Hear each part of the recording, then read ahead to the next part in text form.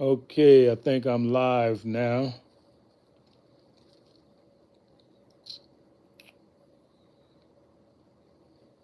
Peace and greetings to everyone, to my Moorish community. We're going to greet you with the greetings of Assalamu alaikum. To the indigenous community, we greet you with the greetings of Oseo and Haya Haya to the tribes.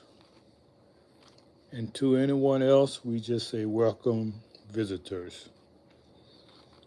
I'm a spokesperson for TAIFA World Ministry of Education.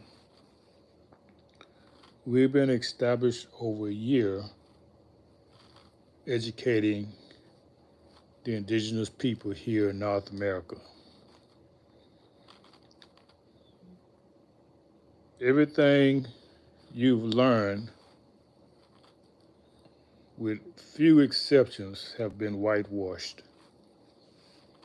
Therefore, as a people, you don't know who you are, who your descendants are, and the narrative was given to you that you are slaves from Africa to keep you enslaved mentally as well as physically. So TAIFA World is going to enlighten you today. And I want you to do your research. Don't believe anything that's shared here from TAIFA World Ministry of Education. Do your own research. I'm giving you hints and clues. I'm going to quote you, and I know they don't want you to know this. I would be surprised if they allow this to stay up there. So copy it, put it in your files, because this is some of the things that the opposition do not want you to know. And when I say opposition, I'm not just talking about white people, so-called, because all these things are done by people who look like you and I, melanated people. They use whites as puppets. You've ever heard of the black nobility? Well, now you have. George Washington quoted over 200 years ago a statement called "Feathers and Feathers." If we would agree, this is a quote from George Washington, pay attention. I'm reading it word for word. Quote, if we would agree to take the fezzes and the turbans off the Moors' head and remove the sandals from their feet and enforce severe punishments and to allow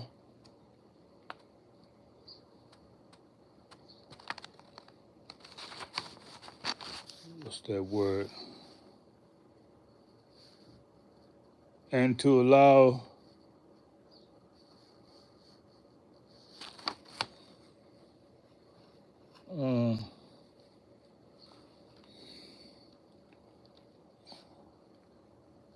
I'm trying to see this word.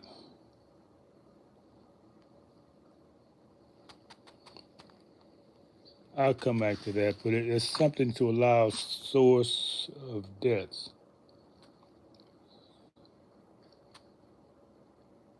To allow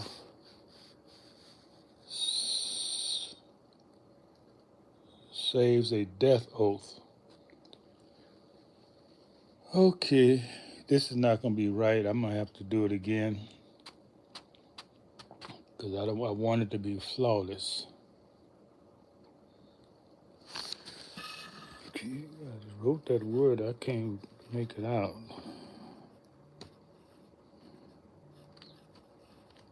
Oh, I got it. I got it.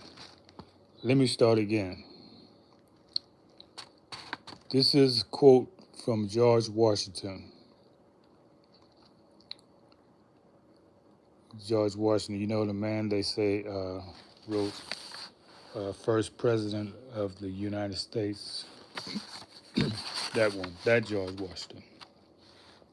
This is what he says.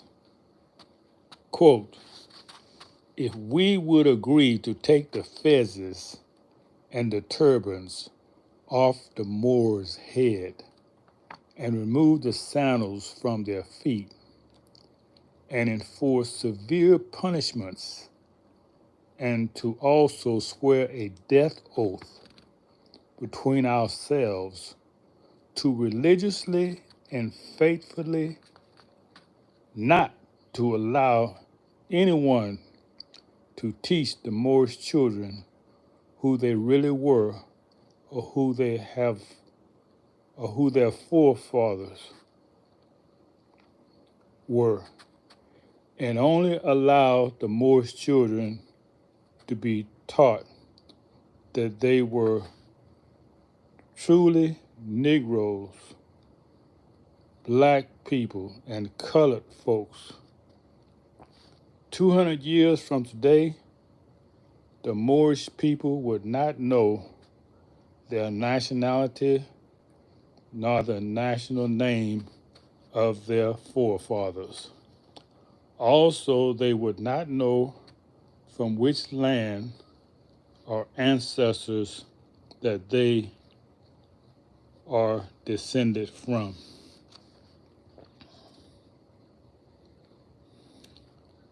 That's it. It's called among the enlightened people who know about this. It's called the 200-year challenge.